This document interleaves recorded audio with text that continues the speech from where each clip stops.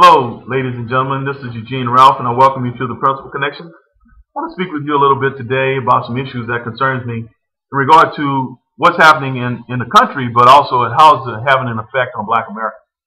Now, I'm speaking specifically to Black Americans today because much of what I say goes out to the general public, and it's not that what I'm saying is not applicable to all people of all races, but being that I am a black man, my concern is for what happens in the black community with people who look like me.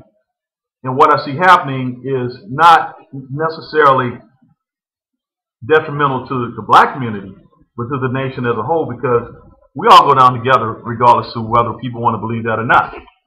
What I believe is that as Black Americans, we have to make an honest assessment, starting right now, if you haven't already, on how we look at things from political as well as all other positions, how we deal with issues, and how we come to our conclusions.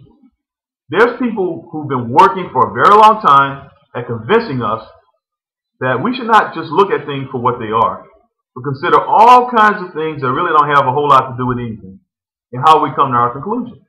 And as a result, as black people, we've been making some bad decisions.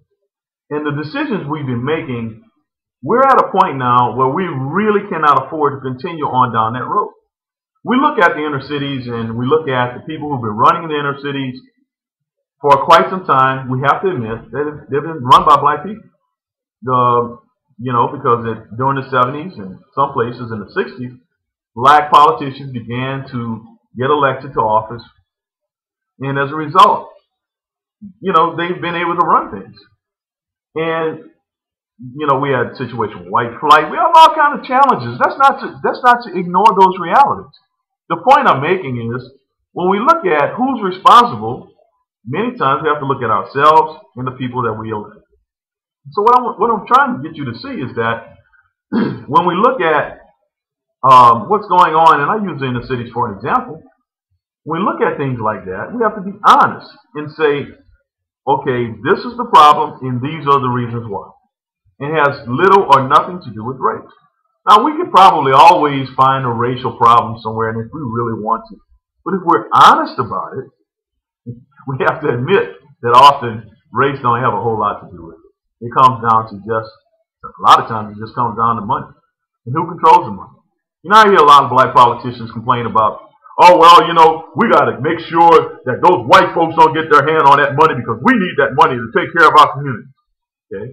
Then when they get the money, why don't the communities get taken care of? You ever wonder about that? You see, that concerns me. And I don't live in the inner city, and I don't have any desire to. My point is that I'm still concerned about it, and you should be too, regardless of where you live, because it has an effect on us. Not only that, it has an effect on people that we should care about, the downtrodden. Many black people vote Democrat because they say they're concerned about the people at the bottom, even though they're not there themselves, thank God. So the thing is, if you're truly concerned about them, why don't you consider the policies of those individuals that say they want you to vote for them, and what those policies, what's going to be the result of those policies? And looking back, now that we have a track record, because history is something that you can try to rewrite, but it's still, the facts are stubborn things, they just don't go away. And so when you look at that and you consider the policy decisions and how those policies panned out, and they kind of want to repeat those things over and over, you have to ask yourself the question, do we consider going down that road, or do we make some adjustments? Now, I know a lot of black people tell me about a lot of things they're frustrated about. Some of the very things I'm frustrated about. The only difference is our solutions and how to remedy the problem. They will think that, because they bought into the lie and they just don't understand that, we should continue doing a lot of things the way we've done it because certain politicians say so. Or, in some cases, certain preachers say so. Those black preachers, the ones that, some of them have mega churches, some of them don't.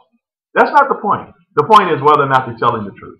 And I have an issue with preachers especially that don't tell the truth. Because you see, more than politicians, preachers have a responsibility to tell the truth. Why? Because they took an oath to God. Now, the politicians took an oath to God too. But, God did, and we're going to get into this calling thing later on. But here's the point. They represent God. They're supposed to be, first and foremost, big-time ambassadors for Christ.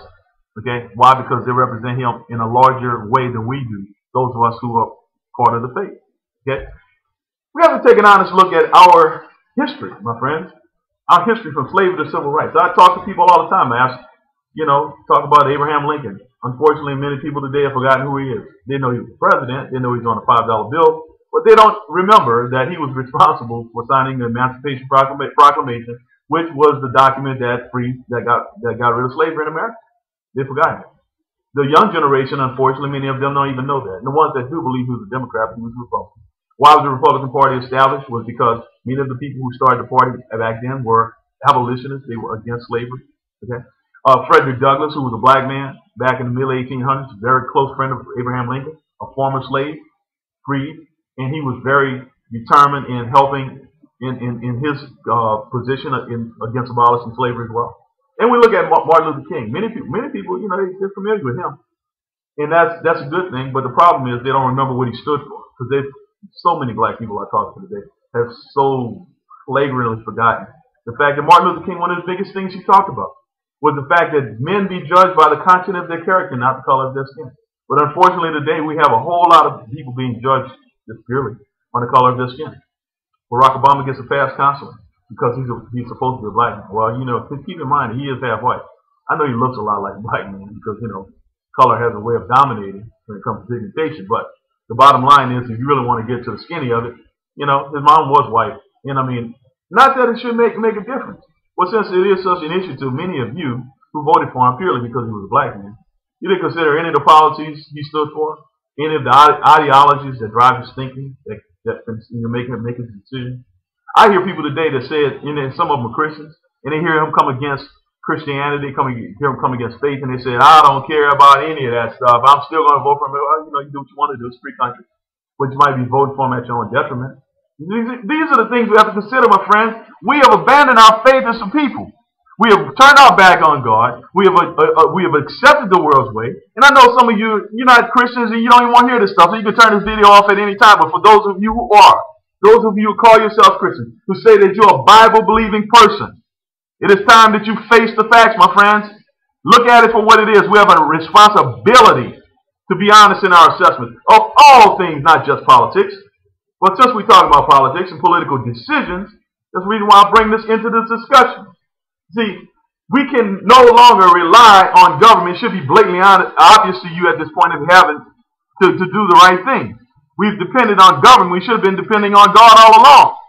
Yeah, the government played a part. He used the government to play a part in helping us to advance and get some things done that needed to be done.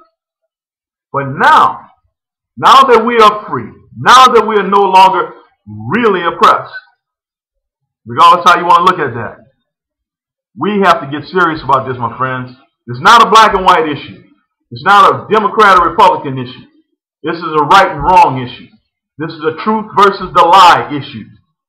And what I'm trying to help you understand what the truth is and how you should face down the lie. That's the whole purpose of this video. You think I got time to sit around here and make messages specifically to black people? I ain't into that Afrocentric thing, just in case you wondered. This ain't about all that. We have abandoned truth as a people. Not just black people, but I'm talking specifically to black people right now. And we must return to God on His terms. You see, that's what the Word of God said. They don't say we get to come to Him any kind of way we want. We got to approach Him His way. And if you don't know what that is, I encourage you to go read the Bible and figure that out. Okay? Pray for it. He'll give you that wisdom. I have a few questions. You feel better when you're done wrong by a black man versus a white man? How about a Democrat versus a Republican? When you get done wrong by a Democrat, you feel better about it? You feel better when the price of fuel goes through the roof and the cost of living goes up and, the price of gas just gets ridiculous? You feel better about that now that Obama's in office versus 4 years ago when it happened under Bush? Do you think it's a good idea that we have a person who's in office who believes in infanticide? You know what that is? Basically, what that is basically after a baby is born, whether it be from a botched abortion or the child is born with a deformity like Down syndrome or don't have all his fingers and toes, whatever. You believe we should kill that child anyway? After it's born? After it's alive in somebody's hand? You believe we should kill that child anyway? Because you see, that's, it's bad enough for people who support abortion, but the ones who don't say, at least you say you don't support abortion, but yet and still, now you're taking it to the next level. That was Hitler, Adolf Hitler. He stood for that kind of stuff. You believe that it's a good idea to teach children, beginning kindergarten, that they should consider the homosexual lifestyle as a positive alternative lifestyle? You believe that? I don't know too many black parents who think that's a good idea. Matter of fact, I don't know too many parents at all that think that's a good idea. But you support the candidates and the politicians who do. And you support the ones who promote the policies that do. And often you don't even know they promote the policies because you're too lazy to pay attention to what's going on. Rather than watching that stupid boob tube, you need to turn that thing off and do some research. You got the computer, you're sitting here watching this video, right? You need to turn it in your search engine, type in anything I said or anything that comes to mind and see where it takes you. See what kind of information you get on it. That's how you educate yourself, my friend. We can no longer play the I don't know role because the deal is we should know. We got a responsibility to know, not just to ourselves, but those who come behind us that we say we care about so much. You believe it's a good idea for the government to tell you that you got to place a restriction on your driving, and in order to do so, they're going to place a device on your car. Oh yeah, they banded that one around too.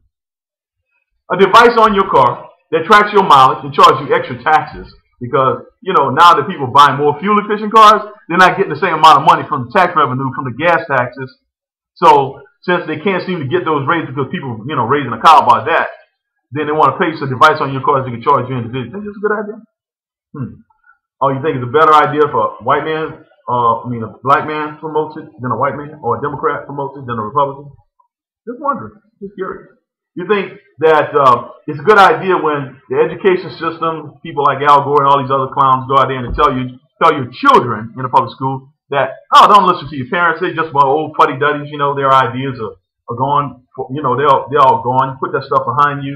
It's a new way of thinking now. You should listen to us. And if we tell you something that your parents told you and they disagree with us, you should listen to us. Think that's a good idea? Well, my friends, if you don't think those things are a good idea, well, then join the club. Because I don't think they're good ideas either. And the reason why I'm bringing these things to your attention is because often I don't get a chance to talk to many of the people that I like to talk to. Just don't have enough time today. But I think it's something that we as black Americans need to be concerned about, and we need to make it a priority in how we consider our decisions, especially when it comes to voting for candidates for public office, regardless if they're running for guard, catch, or the president.